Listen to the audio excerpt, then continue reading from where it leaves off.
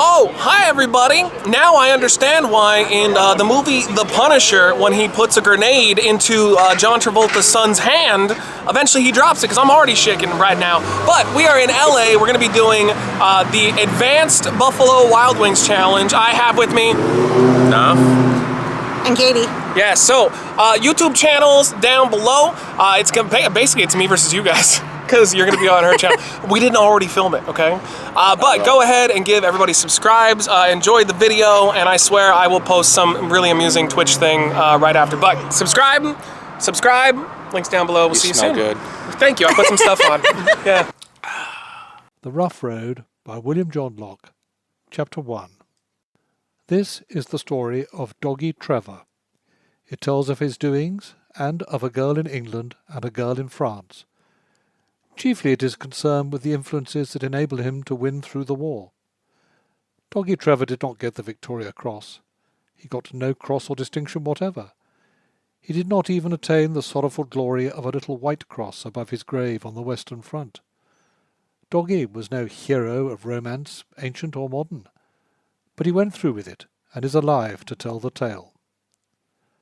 The brutal of his acquaintance gave him the name of Doggy years before the war was ever thought of, because he had been brought up from babyhood like a toy pom.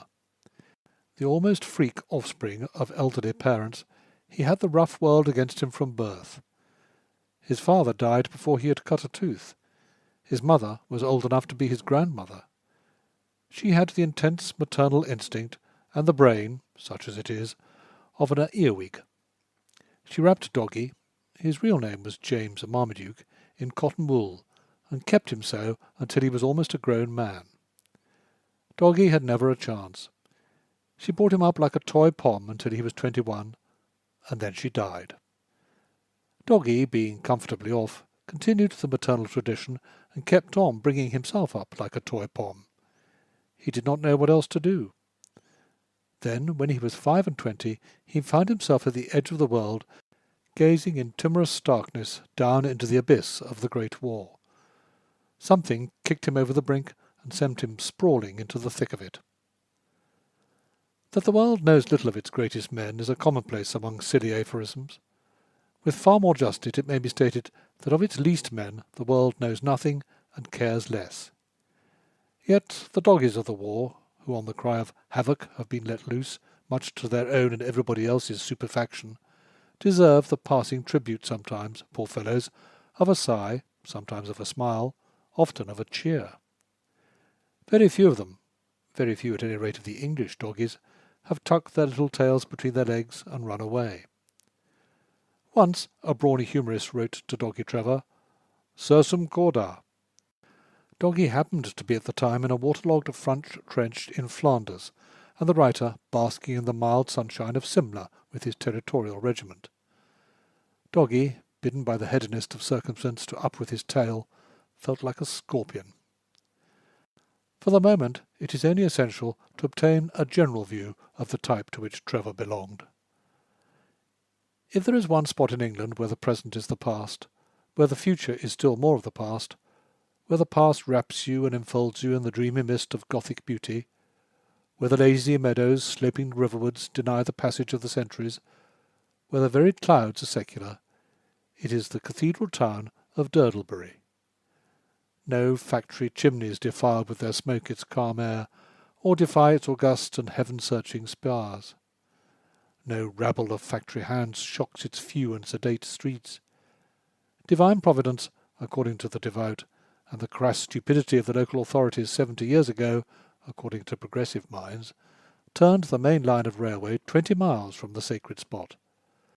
So that, to this year of grace, it is the very devil of a business to find out from Bradshaw how to get to Durdlebury, and having found, to get there. As for getting away, God help you. But whoever wanted to get away from Durdlebury, except the bishop? In pre-motor days he used to grumble tremendously and threaten the House of Lords with railway bills, and try to blackmail the government with dark hints of resignation, and so he lived and threatened and made his wearisome diocesan round of visits, and died. But now he has his episcopal motor car, which has deprived him of his grievances.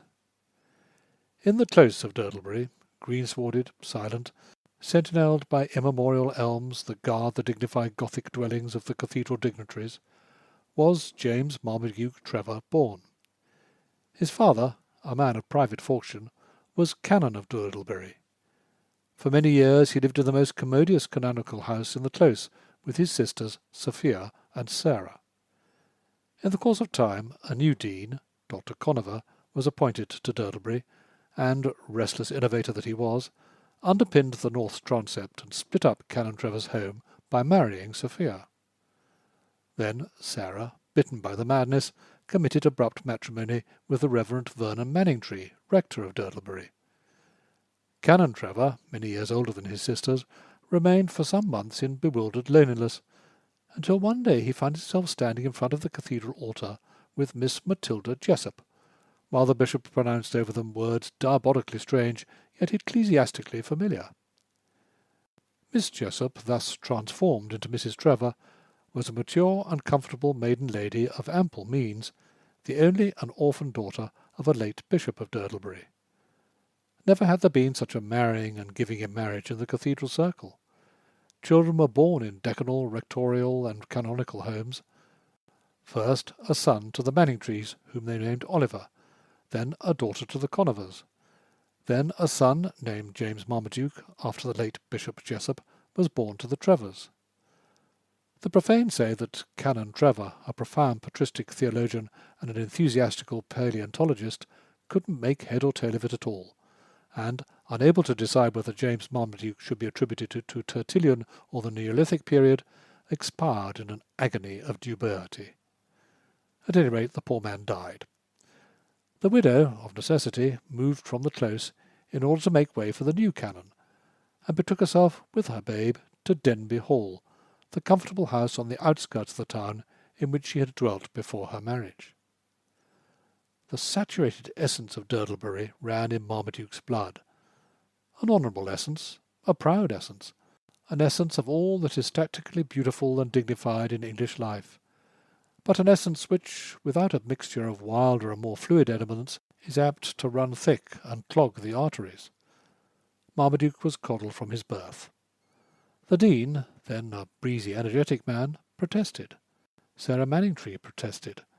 But when the dean's eldest born died of diphtheria, Mrs. Trevor, in her heart, set down the death as a judgment on Sophia for criminal carelessness. And when young Oliver Manningtree grew up to be an intolerable young Turk and savage, she looked on Marmaduke, and, thanking heaven that he was not as other boys were, enfolded him more than ever beneath her motherly wing. When Oliver went to school in the town and tore his clothes and rolled in mud and punched other boys' heads, Marmaduke remained at home under the educational charge of a governess. Oliver, lean and lanky and swift-eyed, swaggered through the streets unattended from the first day they sent him to a neighbouring kindergarten. As the months and years of his childish life passed, he grew more and more independent and vagabond. He swore blood brotherhood with a butcher boy, and, unknown to his pious parents, became the leader of a ferocious gang of pirates. What if Worf wins this whole thing? It looks like he's a male stripper wearing those fake pants. Yes, I was going to say, a body... Wait, is there somebody with him? Wait, oh, Rob Van Dam! Rob Van Dam! Wait, he's trying to attack him! Wait, what is... We're 2 matches in, and we What's already happening? had... He's not attacking you! He's just walking behind We had one hilarious glitch. What's happening? 100%. Wait, Warp! Warp knows... Oh, Warp goes for the clothesline! What's happening right now? What happened? Rob Van Dam tried to attack Warp on his entrance.